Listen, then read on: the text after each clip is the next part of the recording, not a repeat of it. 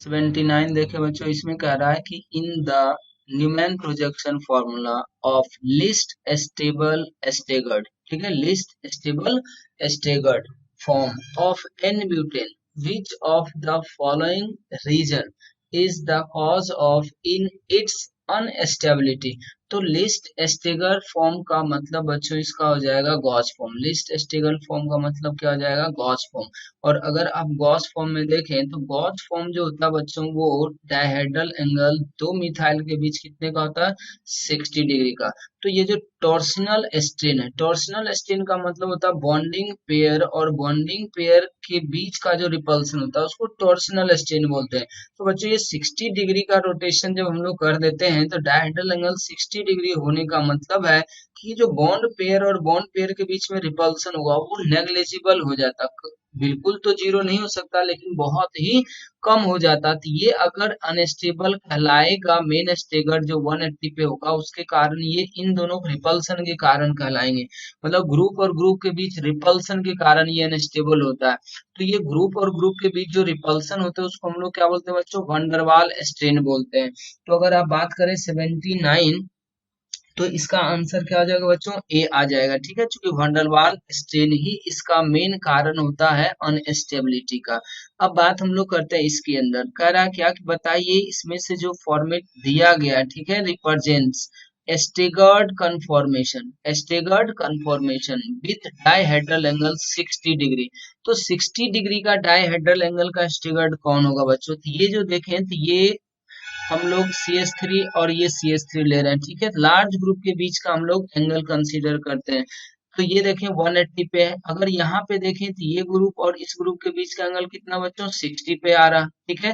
तो यहाँ पे अगर हम लोग देखें तो डायहेड्रल एंगल कितने का आ जाएगा बच्चों? 60। ये तो इक्लिप्स्ड है, ये भी इक्लिप्स्ड है, ये फुल्ली इक्लिप्स्ड कहलाएगा, ये पार्शियली इक्लिप्स्ड कहलाएगा, इसलिए ये आंसर हमारा क्या हो जाएगा बच्चों? बी हो जाएगा।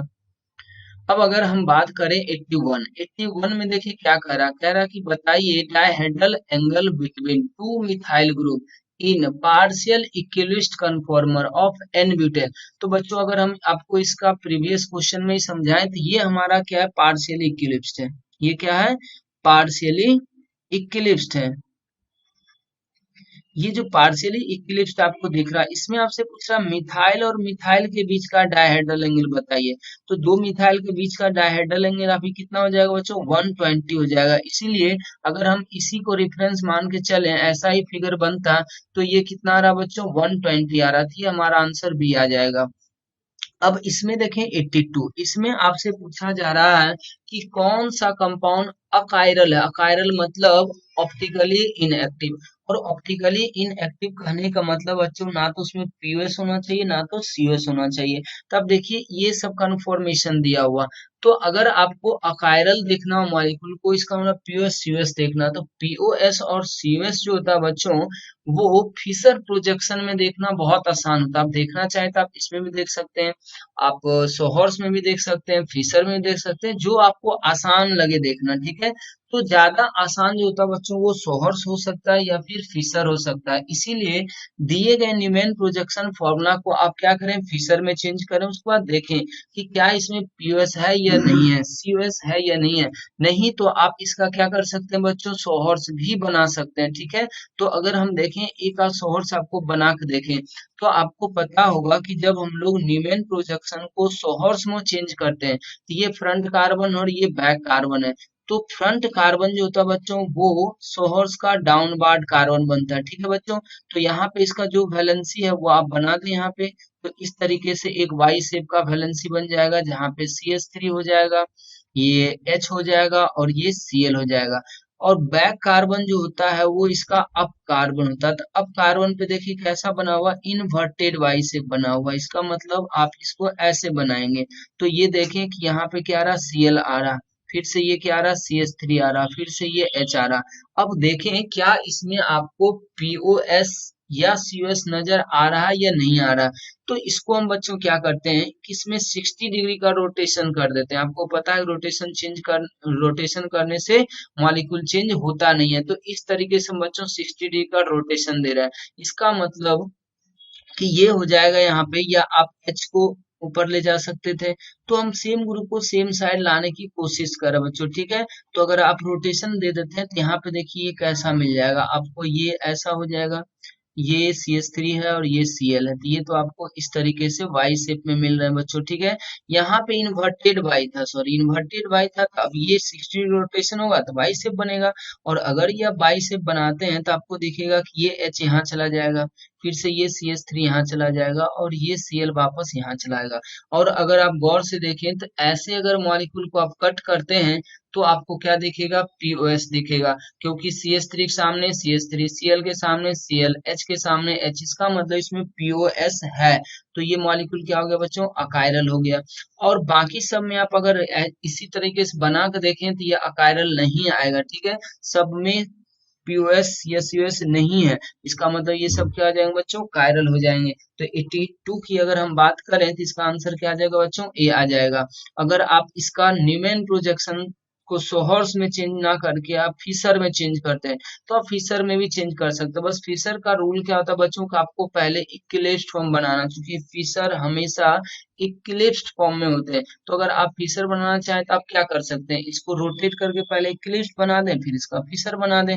तो अगर आपको डायरेक्ट बनाने आ रहा होगा बच्चों तो आप इसका बना के देख सकते हैं, नहीं तो ये फिशर भी सोहर्स में जा सकते हैं, सोहर्स से भी आप आराम से यहाँ पे जज कर सकते हैं। चलिए हम एक और आपको ये दिखा दे रहे हैं कैसे चेक करते हैं। इसको सोचिए बच्चों कि अगर हम इसका सोहर्स बनाते हैं तो ये डाउनवर्ड कार्बन आएगा जो यहाँ पे फ्रंट कार्बन था, ठीक है। अब यहाँ पे इसका देखिए 3 वैलेंसी आपको, एक CH3 के रूप में दिख रहा, फिर से ये एक H के रूप में दिख रहा और ये फिर Cl के रूप में दिख रहा। अब आप बैक कार्बन की अगर बात करें जो टॉप कार्बन है तो यहाँ पे आपको CH3 दिख रहा है, ये क्या दिख रहा है बच्चों, CH3। फिर इधर आपको Br दिख रहा है, फिर इधर आपको क्या दिख रहा है, H दिख रहा है। अब सोचें कि आप इस मॉलिक्यूल को किसी भी तरीके से कार्बन कार्बन बीच के बॉन्ड रोटेशन दें, इसमें कभी भी आपको POS नहीं मिलने वाला, क्योंकि ये दोनों ग्रुप ही अलग हो गया ना, Br और यहाँ क्या हो गया, Cl हो गया। तो आप इसको किसी भी तरीके से नहीं कर सकते। आप जैसे देखें कोई कहेगा हम इसको आधा आधा कट करते हैं तो हो जाएगा, तो भी नहीं होगा बच्चों। आप देख लें यहाँ पे अगर हम इसको कट करना चाहें, क्योंकि POS निकालना जो अनसिमेट्रिकल एटम होते हैं बच्चों उसको हम लोग क्या करना चाहेंगे, आधा आधा कट करना चाहेंगे। इसका मतलब हम इसको कुछ इस तरीके से बनाने की कोशिश कर रहे हैं, ठीक है। अब जैसे देखिए यहाँ पे अगर हम कुछ इस तरीके से इसको बना के देखें तो हमारी इच्छा ये हो रही है कि यहाँ पे Br को रख दें, ठीक है। अब सोचिए मतलब Br रखने का मतलब हुआ कि इसको हम लोग इस साइड घुमा रहे हैं, इसको हम इस साइड घुमाएं तो ये CH3 यहाँ चला जाएगा, ये H यहाँ आ जाएगा। अब सोचिए कि अगर हम Cl को ऊपर ले जाना चाहते हैं, फिर इस इंड से इसको क्या करेंगे, इस तरह घुमा देंगे तो ये Cl बच्चों चला जाएगा ऊपर, यहाँ पे आपको मिल जाएगा CH3, फिर यहाँ पे क्या मिल जाएगा बच्चों, यहाँ पे मिल जाएगा H। अब देखें, अब अगर इसको इस तरीके से कट करेंगे इस लाइन पे तो नहीं होगा, अगर हम इसको इस लाइन पे कट करें बच्चों तो यहाँ से हमें क्या लग रहा है कि Br आधा आधा कट जाएगा, Cl आधा आधा कटेगा। लेकिन यहाँ पे देखिए नीचे यहाँ CH3 था, CH3 के सामने H दिखेगा, फिर यहाँ पे H के सामने CH3 देखेंगे। आप इस मॉलिक्यूल को किसी भी तरीके से कट करेंगे तो आपको POS नजर नहीं आएगा। सेम कहानी इन दोनों में भी होगा, आप इसी तरीके से चेक करके देख सकते हैं। तो हमारा आंसर क्या होगा बच्चों, 82 का ए आ जाएगा। अब क्वेश्चन नंबर 83, क्वेश्चन नंबर 83 में कह रहा बच्चों की दिए गए कन्फॉर्मर में से सबसे ज्यादा स्टेबल कन्फॉर्मर कौन होगा। तो जब भी बच्चों आपको कन्फॉर्मर का स्टेबिलिटी देखना हो तो आप दो ही चीज देखते हैं हमेशा कि ग्रुप के बीच में कहाँ पे अट्रैक्शन है, कहाँ पे रिपल्सन है। अगर ग्रुप के बीच में रिपल्सन होना है तो उन दोनों ग्रुप को आप ज्यादा से ज्यादा दूरी पे रखना चाहते हैं। अगर ग्रुप में किसी भी तरह का अट्रैक्शन होना है, अट्रैक्शन किस टाइप का हो सकता है, या तो हाइड्रोजन बॉन्ड बनने का चांस होगा या तो फिर डाइपोल डाइपोल अट्रैक्शन हो सकता है बच्चों। तो हमें मेजरली यही चीजें देखनी होती हैं कि जहां भी ग्रुप के बीच में अट्रैक्शन होगा तो उसको आपको नजदीक रखना होगा, ठीक है, गॉस फॉर्म में रखना होगा। तो अब यहाँ पे अगर यही सब फैक्ट लगाएं बच्चों तो हमें देखना ये है कि एक ग्रुप ये है, दूसरा ग्रुप ये है, फिर देखिए एक ग्रुप ये है, यहाँ पे ये ग्रुप है। तो CHO और NH2 के बीच में हमें चीजें को जज करना। तो आपको पता होगा बच्चों कि जब ये CHO है और ये NH2 है तो नाइट्रोजन से यहाँ पे हाइड्रोजन जुड़ा हुआ, ये हाइड्रोजन CHO के ऑक्सीजन के साथ क्या करेगा बच्चों, हाइड्रोजन बॉन्ड बना लेगा। तो यहाँ पे क्या होगा, पास में अगर ये दोनों ग्रुप रहते हैं गॉस पे तो ये अट्रैक्शन लाएंगे, और अट्रैक्शन होने से एनर्जी रिलीज होता है, इसका मतलब इस कंपाउंड का स्टेबिलिटी क्या हो जाएगा बच्चों, बढ़ जाएगा।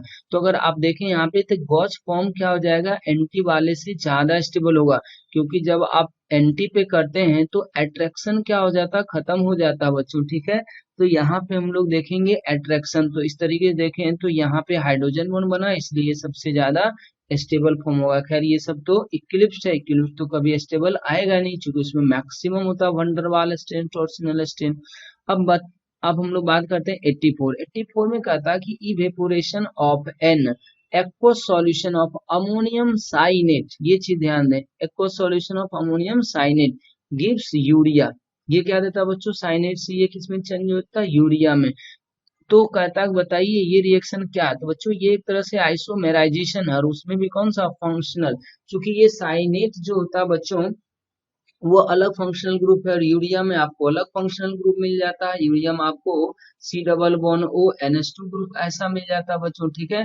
तो इस ये एक अलग फंक्शनल ग्रुप है, साइनेट एक अलग फंक्शनल ग्रुप है, और दोनों का मॉलिक्यूलर फॉर्मूला सेम है, तो इसलिए ये कहलाएगा आइसोमेराइजेशन, अमोनियम साइनेट NH4 CNO, ठीक है। तो अब देखिए मॉलिक्यूलर फॉर्मूला दोनों का सेम है, 4 हाइड्रोजन यहाँ पे, 4 हाइड्रोजन यहाँ पे, 2 नाइट्रोजन यहाँ पे, 2 नाइट्रोजन यहाँ पे, एक कार्बन एक ऑक्सीजन। तो इसीलिए ये जो चेंजिंग है वो आइसोमेराइजेशन कहलाता है, और उसमें भी फंक्शनल आइसोमेरिज्म कहलाएगा बच्चों, ठीक है।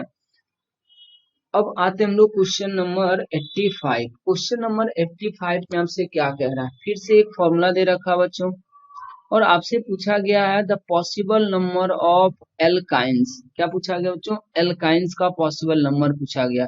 तो सबसे पहला काम बच्चों इस तरह के क्वेश्चन को करने का क्या होता है, सबसे पहला आप DOU निकालें, सबसे पहला कहानी क्या बच्चों, आपको DOU निकालना। अगर आप DOU निकालें तो ये 2 आएगा, 2 DOU आने का क्या क्या मतलब होता है, या तो आप रिंग बना सकते हैं एक पाई बॉन्ड के साथ, ठीक है बच्चों, या तो आप 2 पाई बॉन्ड बना सकते हैं, या तो आप एक ट्रिपल बॉन्ड बना सकते हैं, मतलब 2 पाई बॉन्ड करने का मतलब बच्चों वो हमारा 2 डबल बॉन्ड, ठीक है, और 2 पाई में एक ट्रिपल बॉन्ड भी आ जाएगा, तो 2 पाई बना सकते हैं, 2 पाई में ही एक डबल और ट्रिपल आ सकता है, ठीक है, 2 डबल और ट्रिपल आ जाएगा।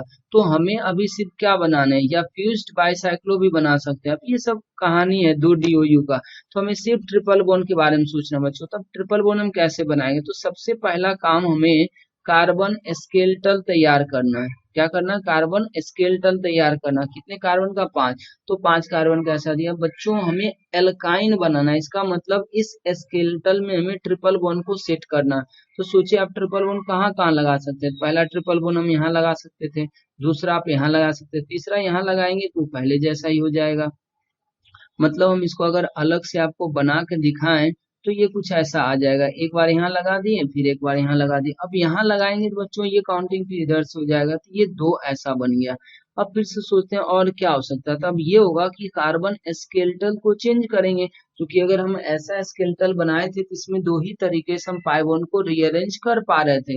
अब हम स्केलेटल को चेंज करेंगे कि 4 का स्केलेटल बनाएंगे, इन दोनों में से किसी एक पे सब्स्टिट्यूएंट कर देते हैं। अब देख लें सब्स्टिट्यूएंट करेंगे तो यहाँ पे इसी तरीके से होगा। आप सोचे कि इसमें आप ट्रिपल बॉन्ड आप कहाँ लगा सकते हैं, पहला तो बच्चों हम यहाँ पे लगा सकते हैं ट्रिपल बॉन्ड एक, ठीक है।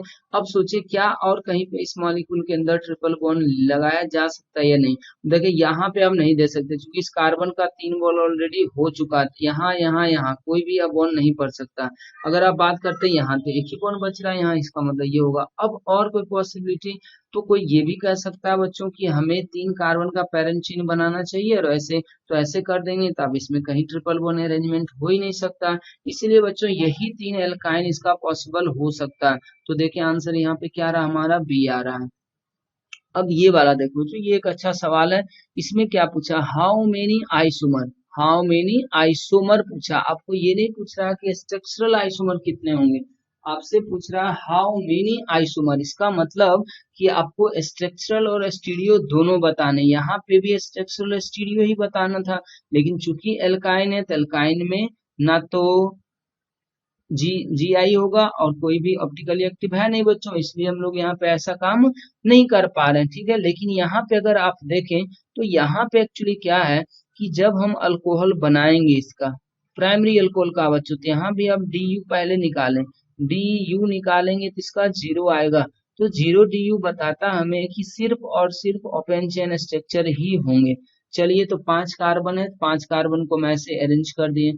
आपसे पूछ रहा प्राइमरी अल्कोहल बनाना। प्राइमरी अल्कोहल का मतलब क्या बच्चों की 1 डिग्री कार्बन से जुड़ना, और 1 डिग्री कार्बन का क्या मतलब है, जो एक कार्बन से जुड़े। तो अगर आप 5 कार्बन का ऐसा स्केलेटन पहले तैयार करेंगे तो आपके पास 2 ही 1 डिग्री कार्बन है। इसका मतलब आप यहाँ पे लगाएं या यहाँ पे लगाएं, बात एक ही है। इसका मतलब ये एक आ जाएगा, ठीक है।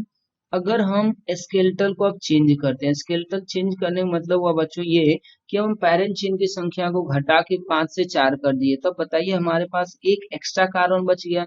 अब उस एक्स्ट्रा कार्बन का एक सब्स्टिट्यूएंट बना हुआ, क्या बनेगा, मिथाइल। अब सोचिए इस स्केलेटल पे मिथाइल कहाँ लगा सकते हैं, यहाँ लगा सकते हैं या यहाँ लगा सकते हैं, दोनों ही आइडेंटिकल है, आप कहीं भी लगाएं दोनों क्या है, आइडेंटिकल है। तो ये हो गया बच्चों। अब सोचें कि इसमें 1 डिग्री कार्बन कितने हैं, तो इसमें 1 डिग्री ये भी है, 1 डिग्री ये भी है और 1 डिग्री ये भी है। लेकिन इसमें अगर आप बात करें तो इसमें 2 कार्बन जो है ये एक जैसा है, ये वाला कार्बन और ये कार्बन। इसका मतलब आप यहाँ लगाएं या यहाँ लगाएं, एक स्ट्रक्चर बनेगा। तो चलिए हम यहाँ पे एक स्ट्रक्चर ऐसा बना दे रहे हैं बच्चों। ये CH3 हो गया, यहाँ पे आपको मिल जाएगा CH2 और OH, CH2 और OH। अब देखिए यहाँ पे कितना हो गया, एक बॉन्ड, यहाँ पे 2 3 और एक 4 बॉन्ड आ जाएगा। अब देखिए यहाँ पे एक H लग जाएगा, और यहाँ पे अगर आप लगाते हैं तो आपको एक और स्ट्रक्चर मिल जाएगा बच्चों। यहाँ पे तो ये CH2 CH2 फिर CH CH3 और ये क्या हो जाएगा, CH3। तो फिर से इस तरीके से आ जाएगा। अब देखिए यहाँ पे कि इसका तो ये आ गया, लेकिन अब इसी में देखें बच्चों कि जैसे में यहाँ पे OH लगाते हैं ना, कि ये कार्बन कार्बन जो हमारा वो क्या हो गया, कायरल बन गया। क्योंकि एक H यहाँ पे, एक CH3 और फिर एक इथाइल और ये एक ग्रुप, तो ये चारों ग्रुप अलग हो गए। मतलब इसका मतलब ये C स्टार हो गया। और C स्टार जैसे हुआ कि ये हमेशा 2 फॉर्म में रहेगा, तो एक ये और इसका एक मिरर इमेज। तो अब देखें स्ट्रक्चर आपको अभी तक कितना मिल गया, एक यहाँ पे मिल रहा और 2 यहाँ पे मिल गया, तो 3 हो गया बच्चों। और एक ये हो गया, तो ये एक और आ गया, तो 3 एक 4 हो गया बच्चों। अब और क्या पॉसिबल है, तो एक और स्केलेटन भी पॉसिबल है कि हम ऐसा कर दें 5 कार्बन में, ठीक है, कि दोनों मिथाइल को एक ही पे जोड़ दें। अब देखें यहाँ पे एक ही तरह का 1 डिग्री है, तो कहीं पे लगा दें। अब जैसे ही 1 डिग्री लगाते हैं तो ये में से कोई भी कायरल कार्बन नहीं बन रहा। इसका मतलब बच्चों टोटल कितना आइसोमर आ रहा है आपको, तो 1 और 2 3 4 एंड 5। इसका मतलब इसमें कितना आ गया, 5 आ गया बच्चों। किस तरीके से आप क्वेश्चन को कर सकते हैं। क्वेश्चन 87 देखो बच्चों, क्वेश्चन नंबर 87 में क्या कह रहा है कि the number of isomeric form of C7H9N having benzene ring will be.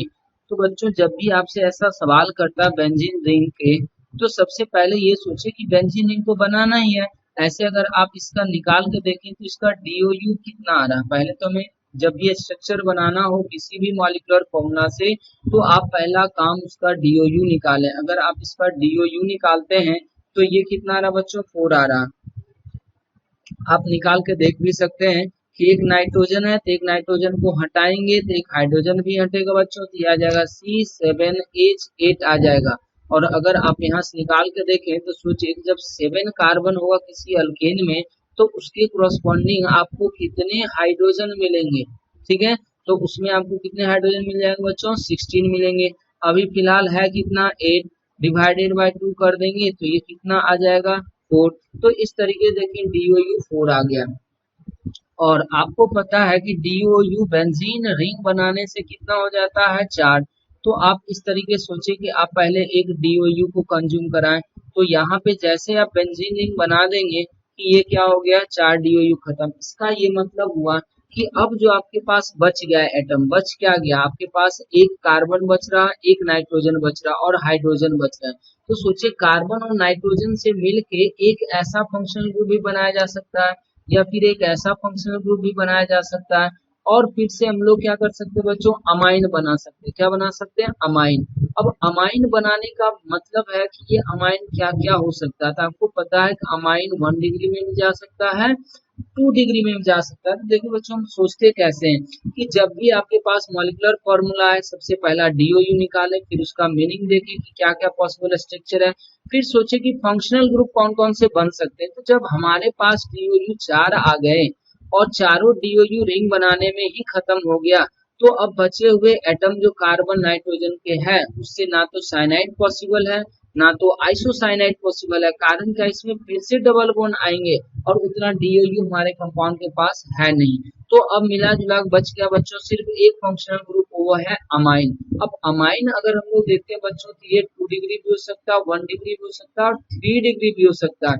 अब सोचिए 3 डिग्री अमाइन बनाने का क्या मतलब होता है। 3 डिग्री अमाइन बनाने का मतलब है कि नाइट्रोजन के ऊपर आपको 3 कार्बन को जोड़ने हैं।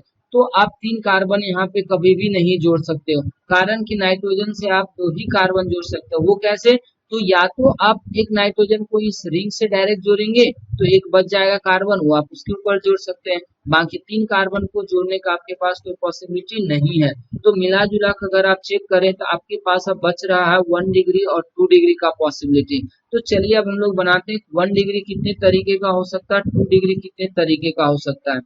तो हम ऐसा कर सकते हैं बच्चों 1 डिग्री बनाने के लिए पहला कि एक तो हम लोग पहले ये CH3 का सब्स्टिट्यूएंट इसके ऊपर डायरेक्ट लगा दें। अब सोचे फिर से जो NH2 बच रहा उसको हम क्या कर सकते हैं, एक तो चांस है हम यहीं पे लगा दें, तो ये एक स्ट्रक्चर हो जाएगा बच्चों। फिर दूसरा अगर स्ट्रक्चर इसका बना के देखना चाहें तो दूसरा जो स्ट्रक्चर आपका बनेगा वो कुछ ऐसा हो जाएगा कि आप यहाँ पे CH3 रख दें, फिर एक NH2 को यहाँ लगा दें एक बार, ठीक है बच्चों, तो ये आ जाएगा। फिर उसी तरीके से देखें ये यहाँ भी आ सकता था, यहाँ भी आ सकता था बच्चों। तो अगर हम 1 डिग्री की बात करें तो 1 डिग्री यहाँ पे कितना बन जाएगा, एक तो ये हो गया और इस स्ट्रक्चर में 1 2 3 3 यहाँ पे आ गया, मतलब इसमें 4 मिल गया। तो 1 डिग्री तो खत्म हो गया बच्चों। क्या 2 डिग्री यहाँ पॉसिबल था, बिल्कुल 2 डिग्री हम बना सकते थे। 2 डिग्री बनाने का मतलब है कि अब नाइट्रोजन को पहले ही क्या करें, बेंजीन रिंग से जोड़ दें और बचे हुए कार्बन एक आप यहाँ लगा दें। तो इस तरीके से देखेंगे बच्चों की 2 डिग्री बन गया हमारा, एक ये भी हो गया। तो टोटल देखिए कितना हो गया, 1 और 3 4 हो गया और 1 5। तो यहाँ पे क्या आ जाएगा बच्चों, इसका आंसर सी आ जाएगा। सेम तरीके से देखिए बच्चों अगर यहाँ पे कह रहा है क्या कि डाई इथाइल ईथर का आइसोमर लिखना। तो सोचिए बच्चों डाई इथाइल ईथर का अगर हम आइसोमर लिखते हैं तो आपको पता है कि आइसोमर होने के लिए मॉलिक्यूलर फॉर्मूला का सेम होना जरूरी है। तो मॉलिक्यूलर फॉर्मूला सेम होने का मतलब है डीओयू सेम होगा। तो डीओयू अगर आप देखें तो इसके 0 आ रहा है, इसका मतलब डीओयू 0। तो ये देखिए एल्डिहाइड ग्रुप बन जाएगा, ये कभी भी नहीं हो सकता।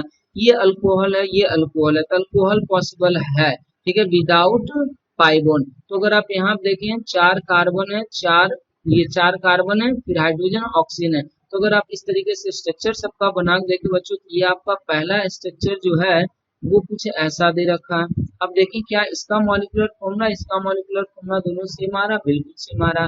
बाकी इसमें नहीं आ सकता, इसमें भी आप नहीं कर सकते क्योंकि यहाँ पे जो दे रखा बच्चों वो ऐसा दे रखा आपको CHOH, और कह रहा है इस कार्बन पे आपको 2 इथाइल ग्रुप लगा देंगे। क्या करना बच्चों, 2 इथाइल लगा देना। अब देखो 2 इथाइल लगाएंगे तो मॉलिक्यूलर मास सेम रहा क्या, 2 दूनी 4 तो ये हो गया 5 कार्बन हो जाएगा। यहाँ पे देखिए आप 3 ही कार्बन है जबकि यहाँ 4 कार्बन होना चाहिए। तो इस तरीके से देखिए मॉलिक्यूलर मास निकाल के भी देखेंगे तो आपको पता चलेगा कि यही हमारा आंसर आ रहा है। क्वेश्चन नंबर 89 इसमें कह रहा है बच्चों total number of isomeric alcohols with the formula C4H10O is. अब अगर इसमें देखें बच्चों तो सबसे पहला काम हमारा हो इसका DOU निकालना। DOU इसका कितना आ गया, 0 आ गया, ठीक है। अब इसका स्ट्रक्चर बनाए डीओयू 0 का आने का मतलब है बच्चों इसमें कोई भी पाई बॉन्ड नहीं होगा। ये सिंपल हम लोग 4 कार्बन का पहले एक स्केलेटल बना लेते हैं। अब सोचिए इसके अंदर हम कहाँ कहाँ वेज ग्रुप लगा सकते हैं। तो बच्चों एक वेज ग्रुप आप यहाँ लगा दें कि एक स्ट्रक्चर बन जाएगा। अगर आप दूसरा OH यहाँ लगाते हैं तो ये दूसरा स्ट्रक्चर बनेगा। फिर तीसरा स्ट्रक्चर बनाने के लिए हम लोग क्या कर सकते हैं बच्चों, कार्बन स्केलेटल को चेंज करें, क्योंकि अब इस स्केलेटल में हम 2 ही जगह पे OH लगा सकते थे, ठीक है। फिर अगर हम अब इसमें देखें बच्चों तो ये 4 कार्बन हो गया, तो इसमें एक आप यहाँ पे लगा सकते हैं, ठीक है, और एक इसी स्केलेटल में आप एक यहाँ पे भी OH लगा सकते हैं। तो अब इस तरीके से देखें तो आपको कितना आ रहा है बच्चों, 4 आ रहा है, ठीक है। लेकिन इसमें एक बात और आप ध्यान से देखें, ठीक है, आंसर तो इसमें ऑप्शन दिया हुआ है, ये डी ऑप्शन हो जाएगा। लेकिन अगर आप इसी में देखें, अगर हम इसमें ऑप्टिकली एक्टिव आइसोमर की भी बात करें, तो बच्चों यहाँ पे ये CH3 हो गया होगा, यहाँ पे ये कितना हो जाएगा, H हो जाएगा, ये CH2, ये CH3। तो अगर आप गौर से देखें तो ये जो कार्बन है वो कायरल हो चुका है, और कायरल कार्बन हमेशा दो फॉर्म में होंगे बच्चों। तो इसका दो फॉर्म आएगा, इसका कितना फॉर्म आएगा बच्चों, दो फॉर्म आएगा, तो ये दो हो जाएगा। फिर आप एक इसको लोगे, फिर आप एक इसको लोगे, ये एक आ जाएगा, फिर आप इसको एक इंडिविजुअल लोगे। तो इस तरीके से देखें तो बच्चों की अगर हम लोग को इसका टोटल आइसोमर लिखना होता, टोटल आइसोमर मतलब ऑप्टिकल और या स्टीरियो या स्ट्रक्चर मिलाकर लिखते तो आंसर कितना हो जाता बच्चों, 5 होता। लेकिन यहाँ पे ऐसा कुछ ऑप्शन दे नहीं रखा है, तो उसके अनुसार आपको क्या करना होगा बच्चों, स्ट्रक्चरल ही लेना होगा, और स्ट्रक्चरल के अनुसार हम लोग का आंसर कितना आ जाएगा, 4 आ जाएगा। अब अगर हम क्वेश्चन नंबर 90 की बात करें, 19 का रहा, ये एक सैचुरेटेड कार्बन है, सैचुरेटेड है, तो सैचुरेटेड का क्या मतलब हुआ बच्चों, वो ये कुछ इस तरीके से होंगे, कह रहा था formula permits the existence of the two form, ये टू फॉर्म क्या हो सकते हैं बच्चों, तो दोनों क्लोरीन को आप यहाँ यहाँ लगा दोगे, ठीक है। फिर बाकी जगह पे वैलेंसी को पूरा करने के लिए आप क्या कर सकते हो, हाइड्रोजन लगा सकते हो, तो एक ये हो जाएगा। फिर एक हो सकता है कि एक क्लोरीन को इस पे, एक क्लोरीन पे इस पे, इससे ज्यादा आप इसका कुछ कर ही नहीं सकते, इसीलिए पोजीशन चेंज हो जाएगा क्लोरीन का। तो ये क्या कहलाएंगे बच्चों, पोजिशनल आइसोमर कहलाएंगे। फंक्शनल हो नहीं सकते क्योंकि सेम फंक्शनल ग्रुप है। ऑप्टिकल आइसोमर हो नहीं सकते क्योंकि इसमें पीएस यूएस आ जाएगा। सिस ट्रांस हो नहीं सकते क्योंकि रोटेशन रिस्ट्रिक्टेड नहीं है। इस तरीके से आंसर बी आ जाएगा। अगर आप इसमें देखें बच्चों की type of isomerism found in the urea molecule, तो आपको पता है कि यूरिया मॉलिक्यूल का जो स्ट्रक्चर होगा वो C+1ONH2 होगा। तो अब इसमें देखिए कह रहा क्या, chain isomer, position isomer, tautomerism, none of they.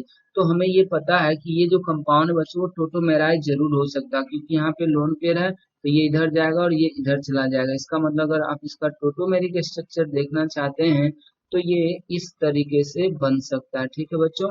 तो ये एक दूसरे के क्या हो जाएगा, टोटोमेरिज्म शो कर सकते हैं, इसलिए आंसर सी हो जाएगा बच्चों। इसमें कह रहा है अल्केन, क्या कह रहा है बच्चों, alkane can show structural isomer minimum carbon atom. Structural isomer minimum के लिए कितना चाहिए बच्चों, 4 चाहिए, क्योंकि 4 कार्बन से पैरेंट चेन वगैरह चेंज हो सकता है, इसलिए 4 कार्बन का ही ये मेन चेन या पैरेंट चेन चेंज करेंगे। अब देखो बच्चों इसमें 93 में क्या पूछा, 93 में आपसे पूछ रहा है कि इस दिए गए कंपाउंड के कितने चेन आइसोमर होंगे। पहले तो देखे बच्चों ये अल्केन है, ठीक है, अगर आप गौर से देखें तो अल्केन है, लिखा हुआ भी है अल्केन, ऐसे डी निकाल लें। तो अब सोचिए इसका चेन आइसोमर लिखना, तो चेन आइसोमर का क्या मतलब होता है बच्चों, पैरेंट चेन क्या होना चाहिए, चेंज होना चाहिए, या फिर साइड चेन भी चेंज हो जाए, या दोनों चेंज हो जाए। देखिए 6 कार्बन है, तो 6 कार्बन को आप एक लाइन में पहले लिख लें, एक तो ये हो जाएगा। फिर अगर हम दूसरा देखें बच्चों तो इसमें हम क्या करेंगे, हम अब कार्बन का एक चेंज कर दिए, कार्बन का हम लोग एक लेंथ चेंज कर दिए, तो आप देखिए 5 कार्बन का हो गया। जैसे ही आप 5 कार्बन का पैरेंट चेन बनाएंगे तो आपके पास एक कार्बन एक्स्ट्रा बच गया, उस एक्स्ट्रा कार्बन का आप क्या करेंगे बच्चों, सब्स्टिट्यूएंट बनाएंगे। तो सोचें कि इस 5 कार्बन का जो ये पैरेंट चेन बना हुआ है, इसके ऊपर आप एक कार्बन के सब्स्टिट्यूएंट जो कि होंगे मिथाइल को कितने तरीके से लगा सकते हैं। तो एक तरीका तो हमारा ये हो गया बच्चों कि हम यहाँ पे लगा सकते थे। दूसरा तरीका हमारे पास ये है कि हम इस कार्बन पे लगा सकते हैं। अब तीसरा तरीका को यहाँ पे ले आएगा तो फिर से ये यही स्ट्रक्चर माना जाएगा बच्चों। तो चलिए 5 कार्बन का एक 6 कार्बन का स्केलेटन, ये हो गया 5 कार्बन का स्केलेटन, फिर ये 5 कार्बन का, ये आपस में दोनों क्या हो जाएंगे, पोजीशन आइसोमर हो जाएंगे। लेकिन इसके कंपेरेटिवली देखें तो ये इसका चेन, ये इसका भी चेन आइसोमर है। अब अगर हम लोग आगे चले बच्चों तो आगे में हम लोग क्या करेंगे, हम 4 कार्बन कर देंगे। अब सोचिए जब आप 4 कार्बन करते हैं तो आपके पास 2 कार्बन एक्स्ट्रा बच रहे हैं, क्या बच रहे हैं बच्चों, 2 कार्बन एक्स्ट्रा बचे हैं। तो 2 कार्बन अगर आप एक्स्ट्रा बचा रहे हैं, इसका मतलब आपके पास दो तरह का सब्स्टिट्यूएंट हो गया, 2 मिथाइल हो जाएगा और एक इथाइल हो जाएगा। तो अब सोचिए इस 4 कार्बन के पैरेंट चेन पे अब 2 मिथाइल को कितने तरीके से लगा सकते हैं, पहले बाद में हम इथाइल फिर देखेंगे। तो ये ऐसा हो जाएगा बच्चों, एक एक ये भी हो सकता था कि हम ये 4 कार्बन बना दिए और एक ही कार्बन पे दोनों मिथाइल को लगा दें। यहाँ देखिए पैरेंचिन 4 का, यहाँ भी पैरेंचिन 4 का, तो 2 मिथाइल के साथ तो इतना हो सकता है बच्चों। अब एक बात आता है कि अगर हम यहाँ पे इथाइल बनाते हैं, हम क्या बनाते हैं बच्चों, इथाइल, तो 2 कार्बन जो बचा हुआ इसका इथाइल बनेगा, तो या तो यहाँ लगाएंगे या तो यहाँ लगाएंगे। अब सोचो जैसे ही आप इथाइल लगाएंगे कि ये 4 कार्बन का पैरेंचिन रह ही नहीं जाएगा, ये वापस कितने में चला जाएगा, 5 में चला जाएगा बच्चों। तो ये कभी भी चेन आइसोमर फिर नहीं हो सकता, क्योंकि ये और ये सेम हो जाएंगे। इसीलिए यहाँ पे अगर देखें गौर से तो इसके कितने चेन आइसोमर पॉसिबल है बच्चों, 5 आएंगे। तो इसलिए आंसर इसका क्या हो जाएगा बच्चों, बी हो जाएगा। अब यहाँ कह रहा कीटो इनोल टोटोमेरिज्म किसमें ऑब्जर्व होता है, तो अब देखिए बच्चों यहाँ पे ये कीटो फॉर्म है, तो यहाँ पे sp3 कार्बन है ही नहीं कि रिजोनेंस करा के हम लोग वहां ले जाए, मतलब स्टिक हाइड्रोजन नहीं है इसमें। देखिए बच्चों ये एसिडिक हाइड्रोजन है, ये हाइड्रोजन यहाँ से हट के वापस क्या हो जाएगा, यहाँ पे चला जाएगा, मतलब ये कुछ ऐसा बन सकता है इनॉल फॉर्म में, ठीक है। ये इनॉल आपको मिलता हुआ दिख रहा होगा, ये CH2 ऐसे, ठीक है, ये OH है इनॉल, ये हो जाएगा हमारा आंसर।